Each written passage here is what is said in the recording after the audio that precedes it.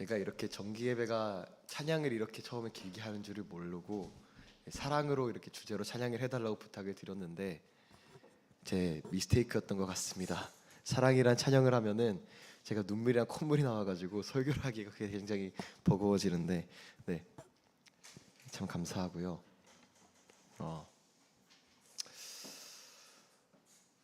이제 말씀처럼 하면 되는 건가요? 네. 이 본문 말씀은 마태복음 22장 37절부터 40절까지 말씀입니다. 마태복음 22장 37절부터 40절까지의 말씀.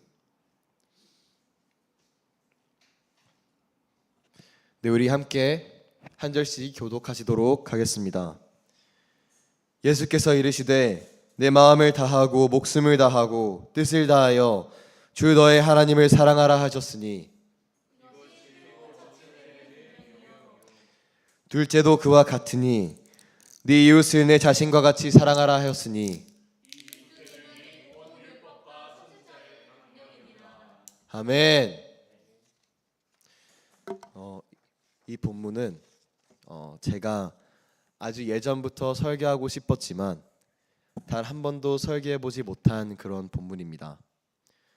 저는 이 본문을 통해서 하나님께서 우리에게 주신 그 사랑이라는 은혜를 정확하게 알게 되었기 때문에 모든 사람이 이 은혜를 알았으면 하는 그런 바람이 있어요. 누군가는 이미 인격적으로 알 수도 있고 누군가는 그저 지식적으로 알 수도 있고 누군가는 모르거나 혹은 관심조차 없을 수도 있지만 누구든지 한 명이라도 이 중요한 은혜를 깨달았으면 하는 바람이 저에게는 있습니다. 근데 이 설교를 제가 준비하는 동안 한 가지 큰 유혹과 시험이 저에게 찾아오게 됩니다. 제가 대표님과 통화를 하는 와중에 진규에 대한 이야기가 이렇게 나왔는데 목사님이 그러시는 거예요. 진규 설교 진짜 잘한다. 진규가 훗날에 큰일 할 거다. 이렇게 목사님께서 말씀을 하시는 거죠. 저는 이제 긴가민가한 마음으로 그러십니까? 이렇게 대답을 했는데요. 솔직하게 이야기를 해보면 그렇잖아요. 진규 그리고 저도 아무리 이렇게 나이를 먹어봤자 24살이고 그마저도 올해 6월 달에 깎여서 23살입니다. 23살이 잘해봤자 얼마나 잘하겠어요. 뭐 저희가 찰스 스펄전도 아니고 존 조경삼도 아니잖아요. 한껏 의심하는 마음으로 유튜브를 켜서 이제 제가 검색을 해봤습니다. 형제사역단 공진규. 이때 제 마음을 첫 번째로 철렁하게 만든 것 공진규 목사라는 제목입니다. 저는 전도사인데 영적으로 벌써부터 뭔가 진 것 같은 그런 기분이 들더라고요. 근데 설교를 못하면은 말짱 도루묵 아닙니까? 설교를 잘해야죠. 그래서 제가 설교를 끝까지 들어보는데요. 제 마음을 철렁하게 만든 두 번째, 설교를 정말 잘하는 거예요. 30분 동안 제가 이제 설교를 들으면서 마음의 변화가 한 가지 생겼는데, 그 감정의 변화가 한 가지 생겼는데, 처음 10분 동안 내 친구가 저렇게 설교를 잘하는 모습을 보면서 너무 기뻤어요. 참 하나님께 감사하고 참 선물 같다라는 그런 생각을 했는데요. 나머지 20분 동안은 이렇게 한마디로 표현하는 게 더 정확할 것 같습니다. 어떡하지? 앞에서 저렇게 잘해버리면 난 어떡하지? 그런 생각이, 그런 부담감이 저에게 생겼습니다. 마치 우리가 체중계에 올라가서 무게가 띠링 나오면 느끼는 부담감처럼 나 진짜 어떡하지? 그리고 동시에 하나님을 의지하지 않고 믿음이 약해지면 하게 되는 불신앙의 부담감이기도 합니다. 난 어떡하지? 저에게는 내가 설교를 잘해야지라는 그런 악한 부담감이 생기게 됩니다. 내가 설교를 잘해야겠다는 그 부담감은요, 믿음이 약한 거죠. 마찬가지로 내가 일을 잘해야겠다. 내가 어떤 업무를 완벽하게 끝내야겠다. 내가라는 그 주체가 계속 생기게 되면 그거는 분명히 믿음이 약한 겁니다. 하나님이 나에게 주시는 은총으로 살아갈 수 있을까라는 그 의심이 내 믿음이 약한 것을 증명하는 겁니다. 그리고 믿음이 약한 사람들에게서 볼 수 있는 특징들이 몇 가지가 있는데요. 바로 믿음이 약한 사람들은 완악하고 조급하고 교만한 모습을 보인다는 겁니다. 마치 마태복음 28장 17절 말씀을 보면요, 제자들이 부활하신 예수 그리스도의 모습을 경배하면서도 그 경배하는 순간 중에도 예수님을 의심한다고 말하고 있습니다.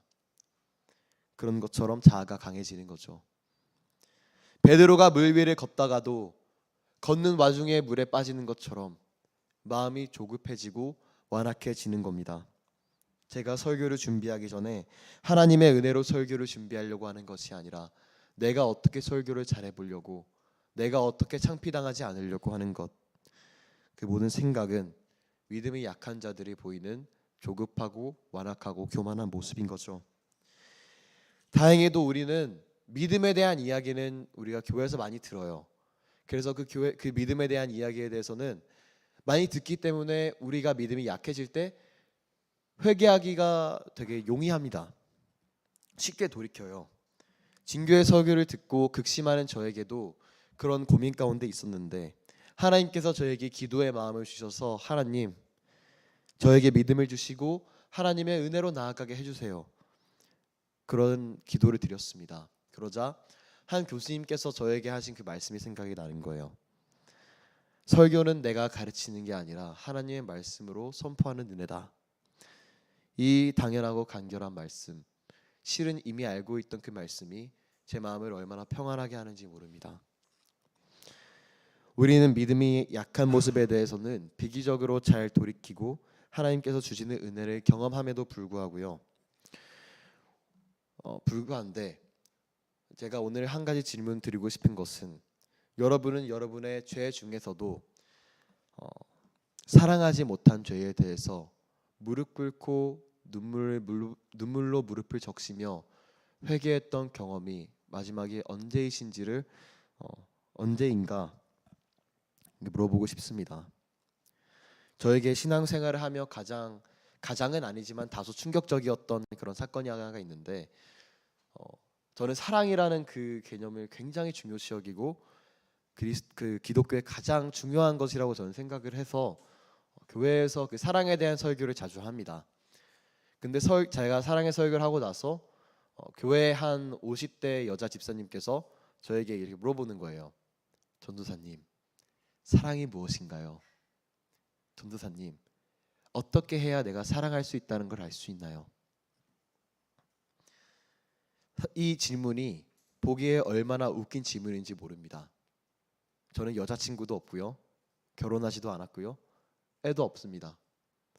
이 집사님은 50대시고 세상에 많이 살아가셨고 연애도 했고 결혼도 했고 애도 있습니다. 그러면 당연히 사랑에 대해서 더 잘 알아야 하실 분은, 알아야 해야만 하는 분은 이 집사님이잖아요. 근데 사람들은요, 하나님이 말씀하시는 그 사랑이 뭔지 모른 채로 결혼하고 자녀를 키우고 믿음 생활을 하고 있는 겁니다. 마치 율법의 본질을 잊어버린 그 이스라엘 백성들처럼, 유대인들처럼 말입니다. 율법의 본질이 흐려진 지 한참이 지나서야 예수님을 통해서 그 율법의 본질을 다시 되새기게 돼요. 그 본질이 무엇이었는지 다시금 알게 됩니다. 오늘 본문 말씀을 처음부터 끝까지 한번 합독하겠습니다. 37절부터 시작. 예수께서 이르시되 내 마음을 다하고 목숨을 다하고 뜻을 다하여 주 너의 하나님을 사랑하라 하셨으니 이것이 크고 첫째 되는 계명이요 둘째도 그와 같으니 내 이웃을 내 자신같이 사랑하라 하셨으니 이 두 계명이 온 율법과 선지자의 강령이니라. 아멘. 37절부터 살펴보면요, 예수님께서 신명기 6장 5절 말씀을 인용을 하세요. 마음을 다하고 뜻을 다하고 힘을 다하여 주 여호와를 사랑하라라는 그 말씀을 인용을 하시는데, 이 신명기 6장 5절 말씀을 언제 말씀하시는지가 굉장히 중요합니다. 이 시점이 중요한 이유는요, 바로 모세가 이제 이스라엘 백성들에게 모든 율법과 그 규범들을 말해주는데 그 모든 율법을 말하기 이전에 모세가 이 말을 하고 있는 거예요. 다시 말해서 모세가 모든 율법 말하기 이전에 이 말을 했기 때문에 모든 이스라엘 백성들은 하나님의 규범과 그 율법들을 지키기 위해서 가장 먼저 해야 할 것은 마음과 뜻과 힘을 다하여 주 여호와를 사랑하라는 것이 우선이 돼야 된다는 거예요. 반면에 반대로 말하면요, 내 마음을 다하지 않고 목숨을 다하지 않고 뜻을 다하지 않는다면 그것은 절대로 율법을 지키는 것이 될 수 없다. 하나님 말씀을 지키는 것이 아니다라는 겁니다. 대표적으로 이제 저희가 재물이 많은 부자 청년에 대한 이야기를 할 수가 있죠. 모두가 알고 계실 텐데, 예수님, 내가 무슨 선한 일을 하여야 영생을 얻으리이까? 예수님께서 말씀하시죠. 십계명 지켜라. 다 지켰는데 뭐가 부족합니까? 너의 모든 소유를 팔고 나를 따르라. 그건 좀 이라고 말하고 부자 청년은 돌아오지 않습니다. 그 부자 청년을 두고 예수님께서 하신 말씀이, 부자가 하늘나라에 들어가는 것보다 낙타가 바늘귀에 들어가는 것이 더 쉬울 것이다. 더 쉽다라고 말씀하십니다. 우리는 두 주인을 섬길 수 없습니다. 하나님 사랑 아니면 세상 사랑이에요. 우상 사랑하거나 하나님 사랑 둘 중 하나만 해야 하는 겁니다. 모든 마음과 목숨과 뜻을 다해 하나님을 사랑하는 것, 그것이 없다면 우리는 어떤 방법으로 해서라도 하나님을 사랑할 수 없습니다. 이제 제가 궁금해졌던 게 무엇이냐면요, 마음과 목숨과 뜻을 다해 하나님을 사랑하는 것은 알겠는데, 그럼 하나님에 대한 사랑은 어떤 모습으로 나타나는가? 성경을 읽으면서 찾다가 알게 된 사실이 있습니다. 바로 사람은요, 피조물인 인간은 하나님을 사랑하기 위한 방법은 딱 한 가지밖에 없다는 거예요. 딱 한 가지 모습으로 나타난다는 거예요. 사람이 하나님을 사랑하는 모습은요, 순종이라는 모습 이외에는 나타나지 않습니다. 하나님 말씀에 순종하지 않으면 그건 하나님 사랑하지 않는 거예요. 마음과 뜻과 힘과 목숨을 다해서 하나님을 사랑하지 않는다면 그것은 하나님을 사랑하지 않는다는 겁니다. 요한복음 15장 10절 말씀에는 이렇게 기록되어 있습니다. 내가 아버지의 계명을 지켜 그의 사랑 안에 거하는 것 같이 너희도 내 계명을 지키면 내 사랑 안에 거하리라. 또 다른 구절로 보면요, 요한복음 14장 23절 말씀을 혹시 먼저 띄워주실 수 있나요? 요한복음 14장 23절 말씀에서는 예수께서 대답하여 이르시되 사람이 나를 사랑하면 내 말을 지키리니 내 아버지께서 그를 사랑하실 것이요 우리가 그에게 가서 거처를 그와 함께하리라. 더욱더 간결하고 정확한 문장으로 요한복음 14장 15절 말씀에서 예수님께서 또 한 번 더 말씀하세요. 우리 함께 한번 읽어보도록 하겠습니다. 시작. 너희가 나를 사랑하면 나의 계명을 지키리라. 결국 하나님을 사랑하는 방법은 말씀을 지키는 것이고, 이것이 유일무이한 방법이 되는 이유는 간단합니다. 성경이 이렇게밖에 말하고 있지를 않아요. 순종 이외에 다른 방법을 말하고 있지를 않아요. 순종밖에 없습니다. 우리가 순종하지 않는다면 그것은 하나님을 사랑하지 않는다는 것이고, 순종한다면 그것은 하나님을 사랑하는 것이죠. 그럼 말씀 순종은 우리가 어떻게 할 수 있을까요? 어떻게 우리는 그 말씀 순종, 하나님을 사랑하는 표현을 할 수가 있게 되는 걸까요? 제 이야기를 하나 드리려고 하는데, 저는 제 회심 사건에 대해서 아우구스티누스와 굉장히 비슷하다. 제가 그런 사람이 그렇게 비슷하다는 게 아니라, 등급이라는 게 아니라, 제 회심 사건만 거의 한해서 되게 비슷하다라고 제가 말하고 다닙니다. 판단은 여러분의 몫이에요. 저에게 급격한 회심 사건이 있었던 건 사실이에요. 이런 얘기를 제가 형제사역단에서는 많이 안 했던 것 같기도 한데요. 고등학교 3학년 때 조경삼이라는 아이가 한 명 있습니다. 이 아이가 방황을 많이 해요. 어떻게 살아가야 하는지도 모르겠고 내가 왜 살아가야 하는지도 모르겠고 그 질문들을 해결하지 못해서 회의주의에 빠져서 방탕하게 살아갑니다. 공허하게 살아갑니다. 그 상황에서 재수까지 하게 돼요. 재수를 하니까 저를 얽매이는 게 아무것도 없어요. 부모님은 저를 건드리지 않고요. 학교라는 울타리도 사라졌고요. 저에게는 24시간 온전히 공허와 방황 가운데 살 수 있는 아주 최적의 환경이 마련됐습니다. 생각할 시간이 넘쳐요. 그때 제가 하게 된 생각이 있는데 하나님이 계신 거는 알겠는데요. 하나님이 정말 나를 선택하셨는지에 대해서는 의문인 거예요. 하나님이 계신 건 알지만 하나님이 정말 나를 사랑하시나에 대해서는 잘 모르겠는 거예요. 사랑하지 않는 것 같은 거예요. 그래도 두드리면 열어줄 것이라는 그 믿음 하나로 제가 그 말씀을 한번 믿어보면서 정말 경건하게 살아가 보려고 한번 노력을 해왔어요. 일단 좋아 보이는 거는 뭐든지 하는 거예요. 뭐 제가 독서실에서 독서실 화장실을 주인 몰래 한번 청소해 보기도 하고 길거리에 쓰레기가 있으면 무조건 줍고 말투라든지 삶이라든지 언제나 선행을 베풀기 위해서 노력하며 살아가는 그런 모습을 보이게 돼요. 근데요, 동시에 그렇게 경건한 삶이 있는 반면에 경건하지 못한 삶들이 계속 찾아오게 돼요. 하루에 14시간씩 게임을 하고 공부하지 않고 밥도 안 먹고 게임을 하면서 또 그러다가 또 경건하게 살아가 보려고 노력을 하고 그러다가 또 그렇게 삶을 살아가고 그런 삶이 반복되게 됩니다. 선행을 하면서 슬쩍 이렇게 하기도 해요. 하늘을 보면서 하나님 나 보고 계시죠? 근데요, 하나님께서 저에게 아무것도 말씀해 주시지 않는 거예요. 그렇게 살면서 살면 살수록 경건이 무너지는 내 삶이 비참해지고 하나님은 여전히 없는 것 같아서 마음에 화랑 억울함만 잔뜩 생기는 거예요. 3달을 그렇게 살았어요. 재수 생활 동안 3달이라는 그 기간은 천금 만금보다도 훨씬 귀한 시간이잖아요.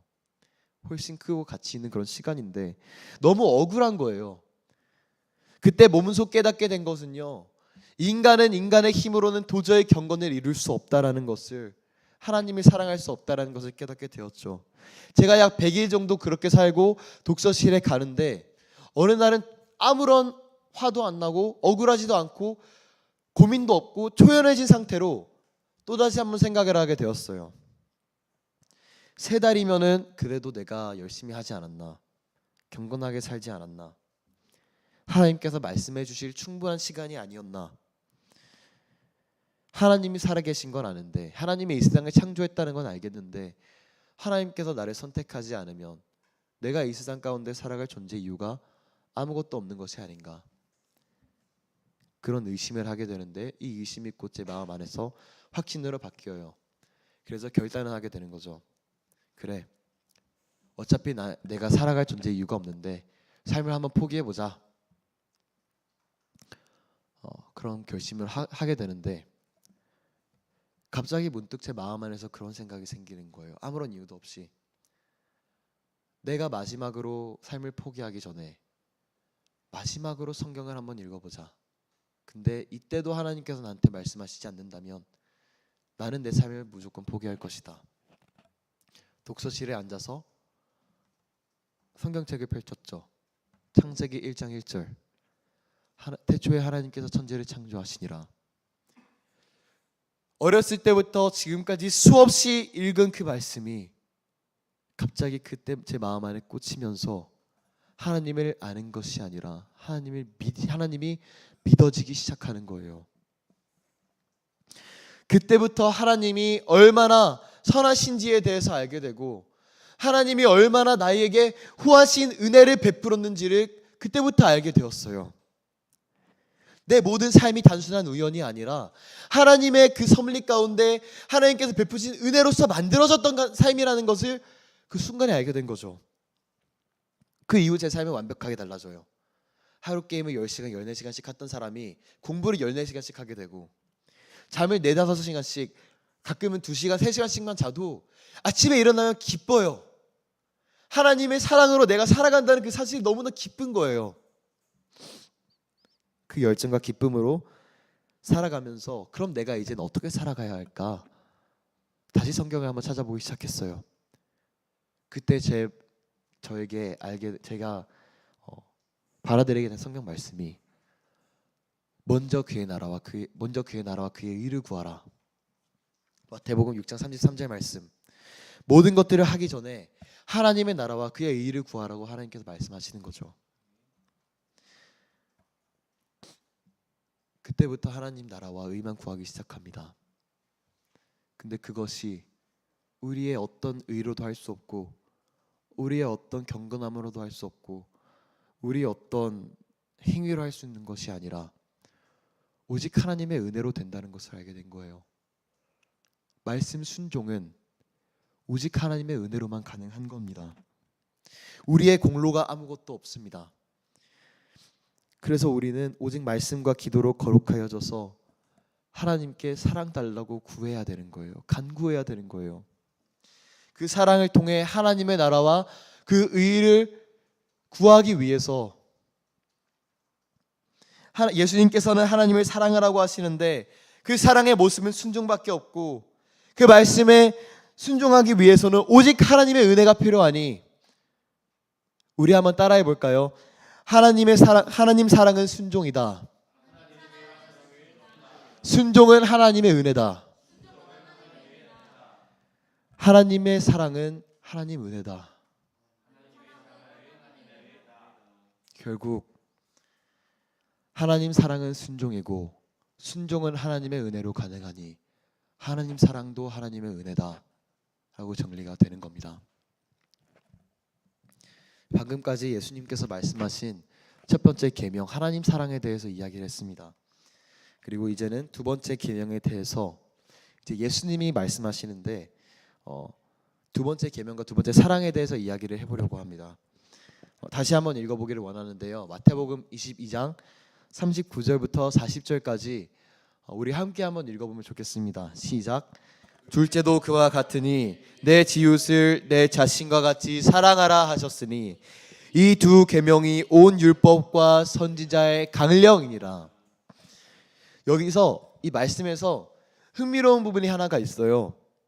바로 39절에서 예수님께서 말씀하시는 것이 둘째도 그와 같다라는 표현이에요. 그러니까 우리는 피조물인데, 피조물이 하나님을 사랑하는 것과 창조주이신 하나님을 사랑하는 것과 피조물이 서로를 사랑한다는 것이 서로 동일한 중요성을 갖고 있다고 지금 예수님께서 말씀하고 있는 거예요. 이게 어떻게 가능할까? 왜 이럴까? 이 말의 의미가 뭐냐면요, 하나님 사랑과 연결이 되는데, 하나님 사랑은 하나님의 은혜로 우리가 하나님께 순종하는 겁니다. 그리고 하나님 말씀에는 이웃과 관계된 것들이 등장하죠. 결국 우리가 하나님께서 말씀하시는 그 이웃과 관계된 것들을 순종할 때에 그것이 하나님 사랑이 되는 거예요. 이웃 사랑이 하나님 사랑이 되는 거예요. 우리가 하나님을 사랑한다면 이웃을 사랑해야 하는 것이고, 이웃 사랑을 하지 않는다면 그것 또한 하나님 사랑하지 않는 것에 대한 증명이 되는 거예요. 그런 의미에서 예수님께서는 하나님 사랑을 이웃 사랑과 동일하게 강조합니다. 결국 모든 말씀이 강조하는 것이 하나님 사랑이고 이웃 사랑입니다. 이때 하나님 사랑과 동일한 문제가 생겨요. 어떻게 해야 사랑할 수 있을까? 어떻게 내가 사랑해야 이웃 사랑한다고 말할 수가 있는 것일까? 이웃 사랑은 하나님 사랑과는 다르게 성경에서 여러 가지를 이야기하고 있어요. 먼저 가장 중요하고 사랑에 대해서 가장 나열을 하고 있는 사랑장, 그 고린도전서 13장 말씀을 가면요, 짧게 4절부터 5절까지 함께 살펴보겠습니다. 제가 읽어드리면요, 사랑은 오래 참고, 사랑은 온유하며, 시기하지 아니하며, 사랑은 자랑하지 아니하며, 교만하지 아니하며, 무례히 행하지 아니하며, 자기의 유익을 구하지 아니하며, 성내지 아니하며, 악한 것을 생각하지 아니하며라고 합니다. 굉장히 많죠. 또 요한복음 15장 13절 말씀으로 가면은 예수님께서 최고의 사랑이 어떤 사랑인지 이렇게 말하고 있습니다. 요한복음 15장 13절 말씀에서 사람이 친구를 위하여 자기 목숨을 버리면 이보다 더 큰 사랑이 없나니라고 말하고 있습니다. 근데 저는 여기에서 친구 그리고 사랑 이 두 키워드를 보니까 꼭 요나단과 다윗이 생각이 나더라고요. 사무엘장 18장 3절 말씀이 생각이 납니다. 그래서 거기로 가보면요, 요나단은 다윗을 자기 생명같이 사랑하여 더불어 언약을 맺었으며, 요나단이 다윗에게 보여준 사랑은 최고의 사랑이었습니다. 더 큰 사랑이 없는 사랑이었어요. 요나단은 다윗을 위해 물론 목숨을 던지지는 않았지만 던질 준비가 항상 되어 있었습니다. 그럼 요나단이 다윗을 어떻게 대하는지 20장 4절 말씀, 그렇게 사랑하는 사람은 어떻게 이웃을 대하는가? 요나단이 다윗에게 이르되 내 마음의 소원이 무엇이든지 내가 너를 위하여 그것을 이루리라. 이 말씀의 배경을 좀 더 살펴봐야 되는데, 다윗은요 지금 극심한 고민 가운데, 걱정 가운데, 두려움 가운데 있습니다. 사울이 다윗을 죽이려고 해요. 몇 번이나 말을 번복하고 다윗을 죽이려고 합니다. 그래서 다윗이 요나단한테 가서 말해요. 요나단아, 내 아버지가 나를 지금 죽이려고 한다. 제발 나를 살려주어라. 요나단이 믿지 않아요. 그럴 리 없다.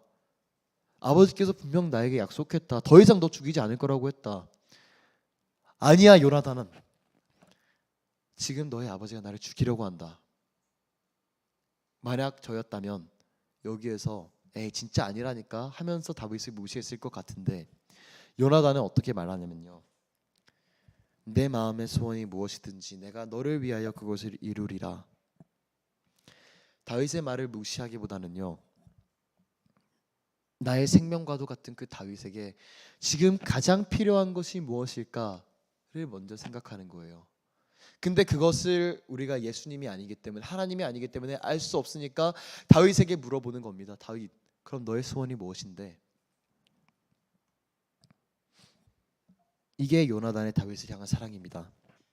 자기 생명을 사랑만과 같이 사랑하는 사랑, 오직 다윗에게 가장 좋은 것이 무엇인지 고민하는 사랑.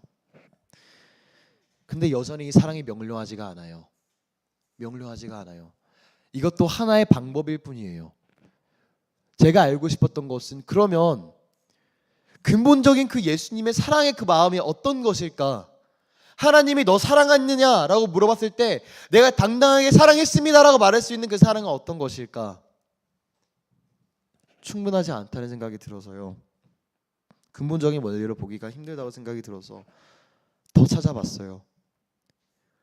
근데요, 우리는 이제 게리 셰프만의 그 사랑이란 책에서 이웃사랑이 어떤 것인지, 우리를 위해 실제로 목숨을 버리신 그 예수님의 사랑을 통해 발견할 수 있게 되었습니다. 예수님은요, 우리가 죄인이라는 사실을 누구보다 잘 알고 계세요. 그래서 이 땅에 우리를 구원하러 오신 거죠. 너무나도 비참한 우리의 모습을 그 자체로 사랑하셔서 구원하시러 오신 거죠. 근데 구원하러 오신 그 백성들을 위해 십자가에 달렸음에도 불구하고 그 백성들이 예수님한테 보낸 반응, 비난, 욕설, 저주, 예수님께서는 그 사람들을 향해서 아버지여 저들을 벌하여 주옵소서라고 기도하지 않으시고, 예수님께서는 아버지 저들을 사하여 주옵소서, 자기들이 하는 것을 알지 못함이니이다 라고 기도를 하십니다. 근데요, 예수님께서 이렇게 기도한다고 그들의 용서 받았을까요? 그렇지 않아요. 용서라는 것은, 만약 그들이 이 기도를 통해 용서를 받았다면 이 세상에는 회개라는 게 존재할 필요가 없습니다. 딱 한 사람이 전 세계 사람들을 위해서 기도만 하면 용서가 되는데 그럴 필요가 없어지는 겁니다. 하나님의 용서는요, 결국 누군가가 자신의 잘못에 대해서 하나님 앞으로 나아가야만 용서를 받을 수 있는 거예요. 그럼 예수님의 그 애통하고 비참한 그 애통한 심정이 이해가 되십니까? 저 자녀가 하나님께로 돌아가기를 정말로 간절히 바라고 있는데 하나님께 용서받고 구원받기 위해서는 지금 저 영혼들이 하나님께 회개하며 돌이켜야 되는데 그저 기도할 수밖에 없는 예수님의 마음 이해가 되십니까? 자신의 죽음 앞에서도 내 뜻대로 하지 마시옵고 하나님 아버지의 뜻대로 하시옵소서라고 기도하신 예수님께서 그 영혼들을 위해서는 사하여 주옵소서라고 기도하는 그 예수님의 마음, 그 애통한 마음이 이해가 되십니까? 이게 진정한 이웃사랑인 거죠. 누군가는 사랑을 너무 쉽게 정의해서 어렵고 힘들고 자기 공로인 것처럼 변질시켜요. 우리나라에 강타한 가장 쉽고 비겁한 정의가 뭐냐면요, 사랑은 희생이라는 정의예요.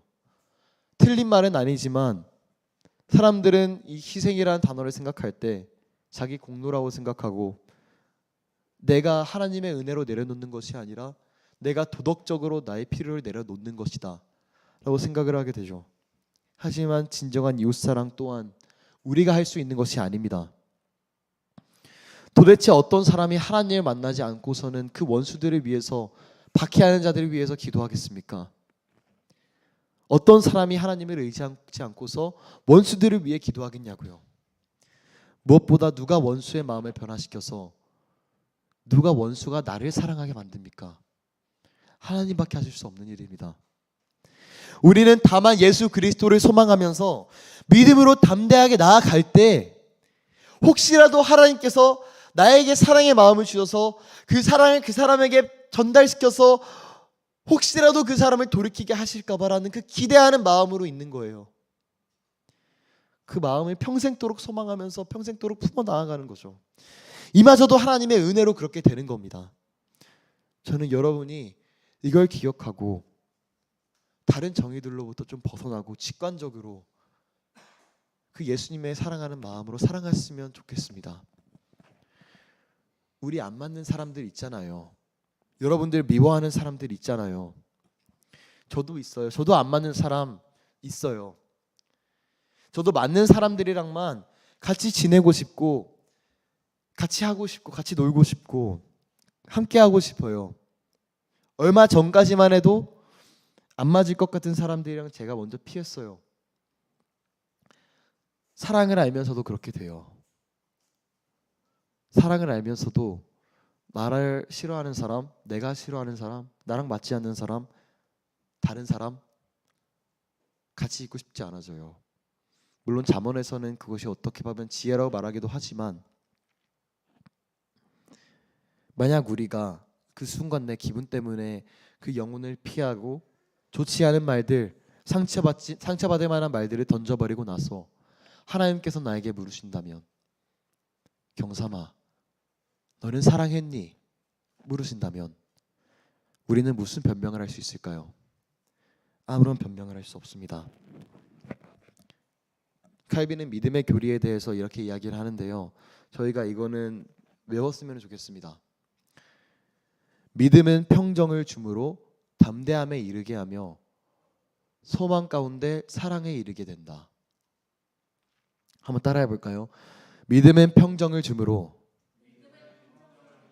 담대함에 이르게 하며 소망 가운데 사랑에 이르게 한다. 굉장히 쉬운 어려운 단어들이 있는데 원리는 굉장히 쉬워요. 평정은 곧 내 마음에 하나님께서 주시는 잠잠함과 오래 참음이라고 할 수 있어요. 그 잠잠함과 오래 참음 가운데에 담대해진다는 것은 하나님께서 선하신 하나님 되신다는 것을 일말의 동요도 없이 의심하지 않는다는 것이 담대함의 정의예요. 그리고 소망은 다른 것들을 소망하는 것이 아니라 오직 예수 그리스도 그 자체를 소망하게 되는 게 소망이고요. 결국 우리는 그것을 통해서 앞서 말씀드린 사랑에 이르게 된다. 그리고 그 사랑을 어떻게 우리가 알 수 있느냐? 사랑의 열매들을 통해서 알 수 있게 된다라는 거죠. 우리가 하늘에 있는 영원한 상급을 꿈꾸며 예수 그리스도를 소망하며 살아갈 때 비로소 예수님의 마음과 같은 그 사랑이 하나님의 은혜로서 내게 주어지는 겁니다. 믿음이 없으면 사랑할 수 없어요. 누구는 철학적 용어를 사용하면서 이런 사랑 저런 사랑에 대해서 이야기를 하는데요, 아니에요. 오직 믿음으로 사랑하는 거예요. 은혜로서 사랑하는 거예요. 우리는 믿음이 연약한 채로 죄짓고 회개하는 내 모습에 만족하며 살아가는 것은요, 누가 어떻게 위로해도 예수님의 제자가 아니고 사랑이 아니게 되는 거죠. 우리는 사랑하지 못하는 모습을 회개하며 사랑을 위해서만 살아가야 합니다. 예수님의 마음, 누군가가 하나님께로 돌아오기를 간절히 바라지만 내가 할 수 없는 것이 기도밖에 없어서 애가 타는 그 마음이 내 마음이 되기를 간절히 바라며 하나님 사랑하고 이웃 사랑하는 그 마음, 그 마음들이 여러분과 함께 하시길 간절히 소망합니다. 그러면서 다음 세 가지를 고민해 봤으면 좋겠어요. 첫 번째로, 나는 믿음이 장성하였는가? 혹시 나는 믿음이 연약해서 앞서 말씀드린 것처럼 조급하고 뭔가 내가 이뤄야 될 것만 같은 완벽주의에 사로잡혀 있지는 않은가? 두 번째로, 나는 하나님 사랑, 이웃 사랑을 제대로 실천하고 살아왔는가? 내가 생각하는 사랑만 실천해 온 것이 아닌가? 그리고 마지막으로 세 번째, 사랑하기 위해 내가 할 수 있는 것은 무엇인가? 우리가 살아가기 위해서는 살아가는 목적도 우리가 살아가기 위해서는 사랑밖에 없고 살아가는 목적도 사랑밖에 없는데 그 모든 것이 하나님의 은혜입니다. 우리와 함께 이렇게 한번 따라해 봤으면 좋겠습니다. 살아가기 위해 사랑하고 사랑하기 위해 살아간다. 오직 살아가기 위해 사랑하고 사랑하기 위해 살아가는 우리 모든 형제사역단 가족 여러분들 되시기를 소망합니다.